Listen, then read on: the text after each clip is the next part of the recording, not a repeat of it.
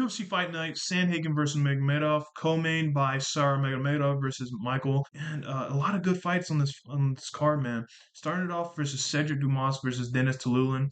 I have Cedric Dumas winning via decision. I think Dennis Tulan, he's an old fucker. He's 1-5 in his last. He's 1-4 in his last five.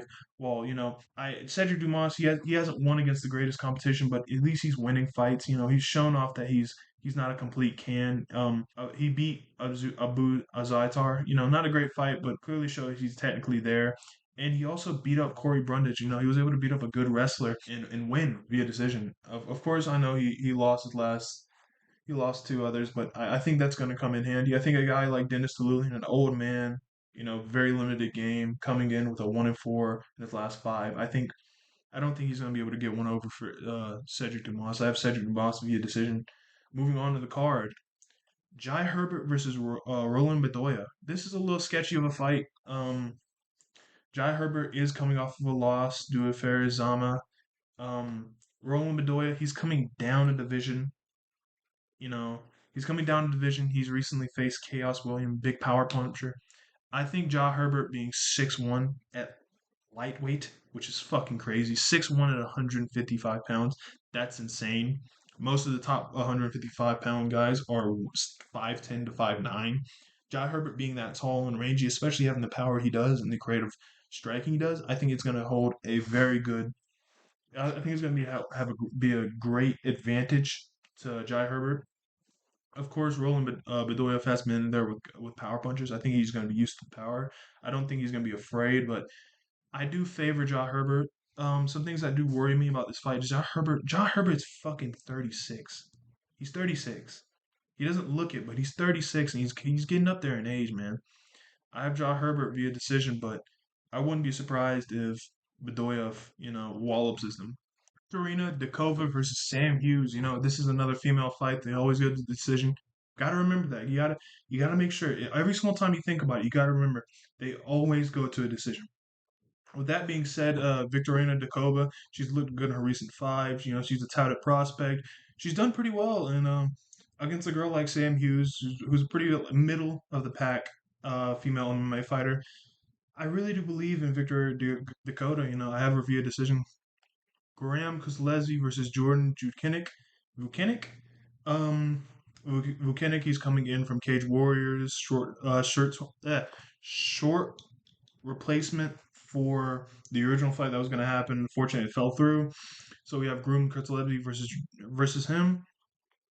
He is coming in from Cage Warriors. He is a submission specialist. His last four finishes and the last four fights have all been finishes from submissions against a guy like Kudladze, who is a good striker. Good striker.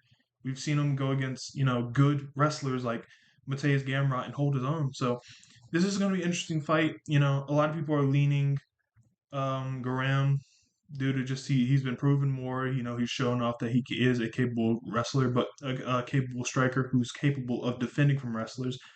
But I believe in Jordan Vukinik. I don't get me wrong. I don't think it's gonna be an easy fight, but a guy like Jordan Vukinik, who's coming in from Cage Warriors, who's might be his only shot into the UFC besides winning the Cage Warrior title, is from a short notice replacement fight like this.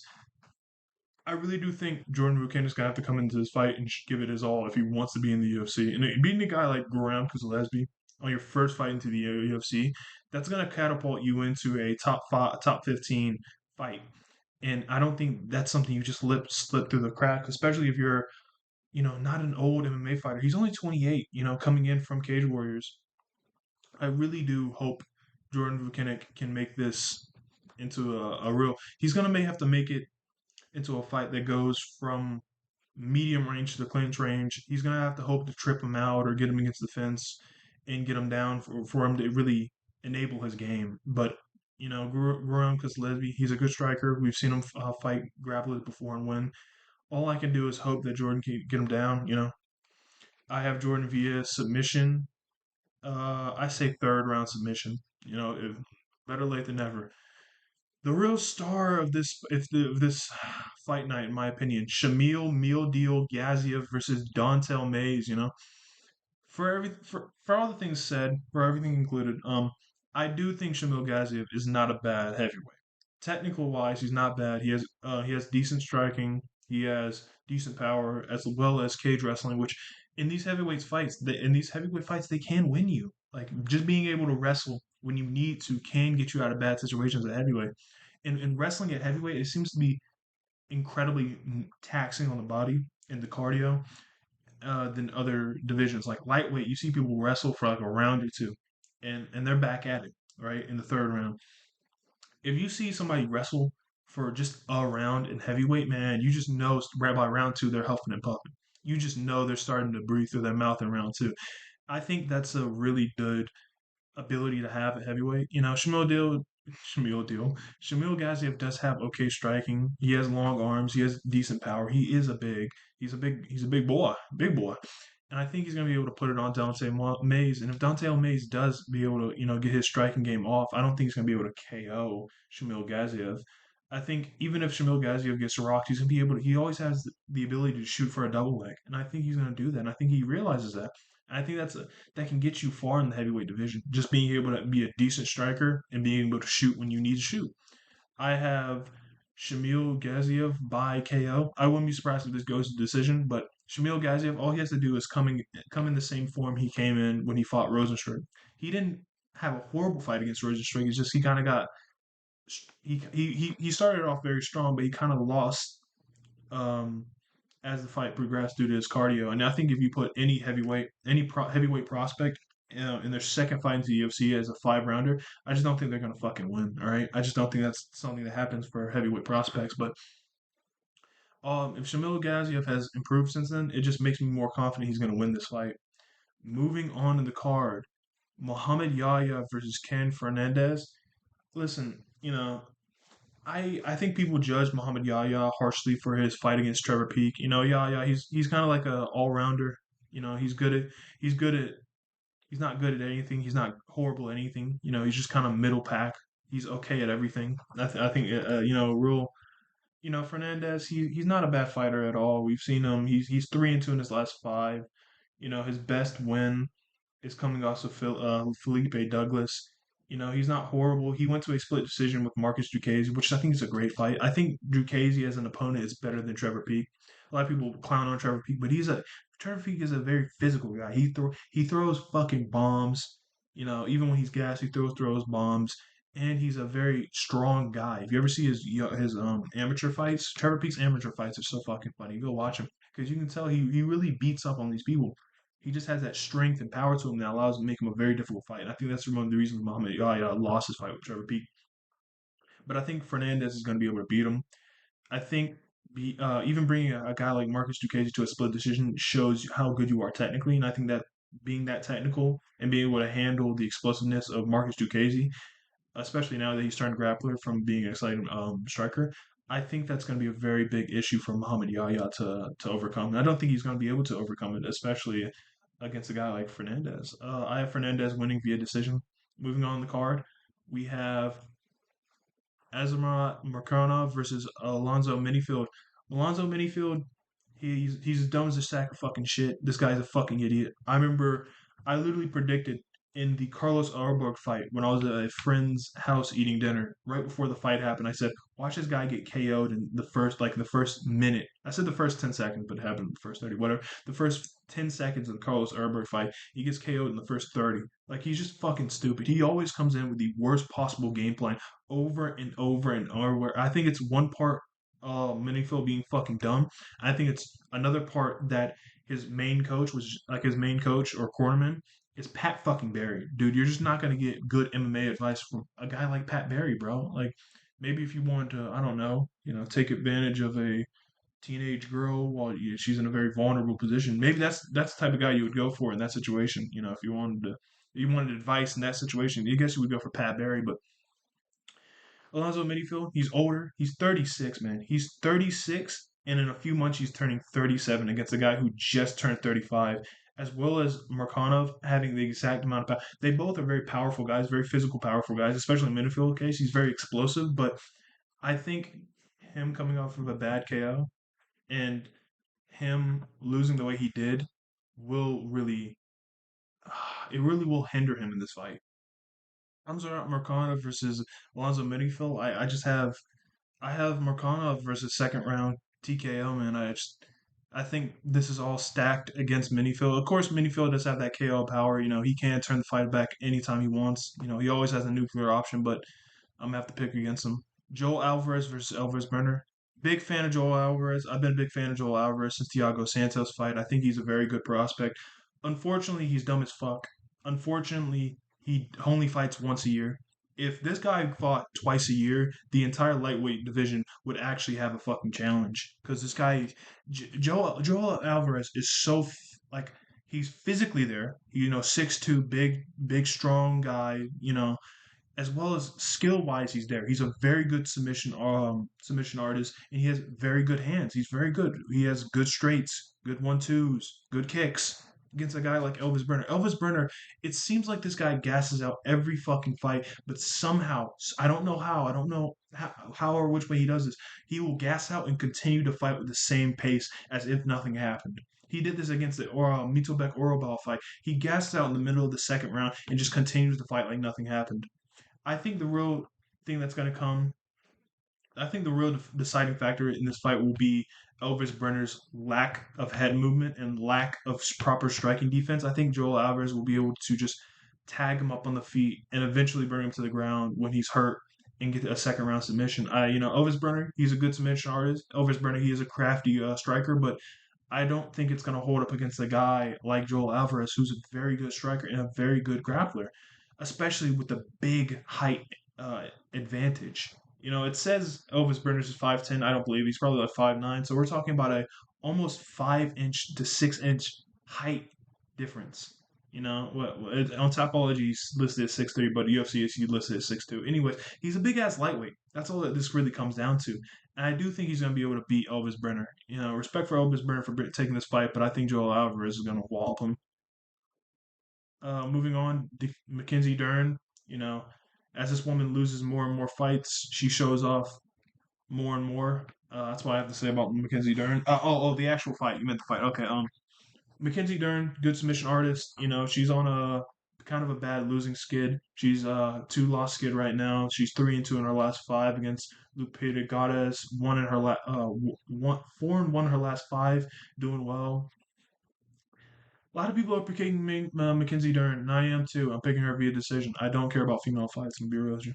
Going on to a fight that actually fucking matters. Tony Ferguson versus Michael Chiesa. Michael Chiesa is going to submit Tony Ferguson and break my heart a little more than it already was. Tony Ferguson, he's on a 7 fight losing skid. My bad. Seven, actually. Fucking seven. He's on a 7 fight losing skid at 40 years old in the welterweight division now. He's moved up a division against Michael Chessa. Michael Chessa, he might only be 6'1", but he's big. He's a very physically big man. And Michael Chessa, he's also old. He's 36, but still almost 5 years younger than Tony Ferguson. Michael Chessa, he's very like wide and thick. It's weird. His shoulder and his neck don't move. He's like Yoel Romero. It's like his body's all welded together, and that means Chiesa can only really throw his hooks. His straights aren't that good, but against an old, beat up, washed Tony Ferguson, I think he should be able to walk the floor with him. I think Chiesa is going to be able to just keep on him with basic striking. And Tony Ferguson, Tony Ferguson still thinks he's young. He still thinks he has that striking and wrestling ability. He doesn't. I think that Michael Chessa is going to be able to just beat him in the striking, just marginally better in striking. And then whenever this fight goes to the ground, because it will, because Tony's a wrestler and Michael Chessa is a grappler, so they always love going to the ground. I think Chiesa is going to be able to show off his pedigreed jujitsu. He does have jujitsu. He does good jujitsu. I know that Michael Chessa has gone a bit of a losing skid, but the people he fought against aren't even that bad. We're talking about Vicente Luque, Sean Brady, Kevin Holland. If if Bobby Green is pulling off submission triangles from you and submitting you, I think Michael Chiesa should be able to submit you. I have Michael Chiesa versus for third round submission. Moving on the card. I mean, Marlon Vera versus Davison Figueiredo. Here's my underdog pick for the card. I have Marlon Vera. This guy's fucking unreal. He's an animal. This guy never gets hurt from nothing. It hurts everybody. I've never seen a person get hit so hard and come out with no injuries. Marlon Vera said during his interview that he came out of the Sean O'Malley fight with zero injuries. That is not human, man. That is fucking crazy. Marlon Vera, this guy, no matter how hard you hit him or how devastating you think it is, he's always just fine. And the inverse is true for Marlon Vera. When he hits somebody, it's the most damaging shot ever. It's the most concussive or um, abrasive shot ever. Like people develop hematomas, get cut, bruised when Marlon Vera hits them, but nothing happens to Marlon Vera when he gets hit. It's like he was barely even bruised after the Sean O'Malley fight. He really is just like a titanium skeleton person. And I really think this is going to show true against a guy like Davison Figueiredo. As good as Figueiredo is, he's getting older. You know, his main claim to fame was his strength and his grappling, as long as his power. And I think the power is going to be nulligated. I don't think he's going to be able to. I think he will be able to put Marlon Vera in bad positions because Marlon Vera does just find himself and allow himself to get put in bad positions. But Marlon Vera is not a bad edges. He's not bad at all. I think he'll be able to escape, and I think he'll be able to put up traps that are going to be very hard for Davison Figueiredo to beat. I think this really comes down to the fact that Marlon Vera is a very capable fighter who's just stupid sometimes. Sometimes he just gets hurt and allows himself to get hit, but he always finds that KO because he always has that KO ability out there. You know, it's something that Figueiredo is not going to have this fight. He's not going to be able to KO Marlon Vera. If Sean O'Malley can't KO this guy, if Corey Sandhagen can't KO this guy, if Dominic Cruz can't decision this guy, if Rob Font can't even box this guy up, I don't think Davison Figueiredo has a chance against Marlon Vera, man. The only way I see this fight happening, the only way I see this fight winning for Davison Figueiredo is if Davison Figueiredo is able to keep it competitive both on the ground and on the feet. That's the only way I can see him. I can see Marlon Vera taking his foot off the gas for round 1 and 2, and then really trying round 3 for no fuck. I hate when Marlon Vera does that. It makes me so angry. If Marlon Vera had like Rob Font's like the way Rob Font starts a fight, Marlon Vera will be fucking champion, but he doesn't because he's an idiot. Uh, if Marlon Vera started fights early, like if he really poured it on round 1, because he never runs out of cardio. If he started really early on round 1, he would be able to KO all these guys, but he won't. But I really do think this is a fight that comes down to Figueiredo has to be perfect for 15 minutes, while Marlon Vera only has to be good for like one head kick, and he'll win. You know, a lot of people are picking Figueiredo. 74% of people are picking Figueiredo on Tapology. They might be right, but I have Marlon Vera, man. I've never seen a person get hit so much and hit so hard and hit so clean and be perfectly fine. It's unhuman, really. Marlon Vera, he's fucking crazy in that factor, man. Moving on the fight. Oops. Shara Marimadov versus Maktul Orkabekt. I have Shara winning this one. This is a bit of a risky fight because as good as a striker Shara Marimadov is, he's a horrible grappler. Honestly, God, he's a horrible grappler. He makes really like beginner and basic mistakes when it comes to grappling. He really doesn't seem how to like escape positions, and he seems kind of lost when he's in his position he's not familiar to, or he's trying to get a submission. He doesn't exactly know what's happening. Like for God's sake, you know, it was who was it? Who was it? I forgot her name. Bruno Silva. Bruno Silva took this guy down, and when he did, Shara Megomedov looked genuinely lost. He looked confused and unable to like get out of the situation. And of course, Michael Orlbeck, he's not fucking Khabib, but at the same time, like he was able to beat guys like Cody Brundage. He was able to knock down guys like Kevin Holland. And I think this guy and Michael, I think he's been done kind of dirty by the UFC. He's 3-2 in his last 5, but you got to remember his last in his first not his first fight. It was Cody Garbrandt, Caio Berralo, who's now top 15, who's moving up in the division. I've been high on Caio Berralo for a long time. He's my prospect pick for middleweight. Uh, Chitty, who cares about that dude? Michael Pereira is smoking guys. Big, athletic, powerful guy smoking dudes. He was able to knock down Kevin Holland before Kevin Holland locked him in for an arm bar, and then the refs called it off for no reason. The thing that really persuades me to pick on Michael, to not pick Michael, is the way he's been acting. He got his arm dislocated just 2 months ago against Kevin Holland. And then you're coming back in against Shar Megomedov, a strong kickboxer in the Abu Dhabi Commission. Like you got to pick the Muslims when you go to a Middle East card. especially when Michael Overdijk is getting bullied by Polish fans for losing. Like, and the way he's responding to him, all salty and shit, it does not fill me with confidence. I have to pick Sharmagomedov via decision. I will always trust these more proven fighters like Corey Sandhagen against these guys like Umar Nurmagomedov. As good as a striker Umar Nurmagomedov is, who's the best? Like the best people he's fought. He's fought Barcolos, and he fought Beksat Almaken. Those are the best he's beat in fought. You know, against a guy like Corey Sandhagen who's fought Piotr Yan, T.J. Dillashaw, Yong Sadong, Marlon Vera, Rob Font, Aljo. You know, this really comes down to who do I trust more? Do I trust in the potential of Umar Nurmagomedov, or I trust in Corey Sandhagen who's fought like the best of the bantamweight division?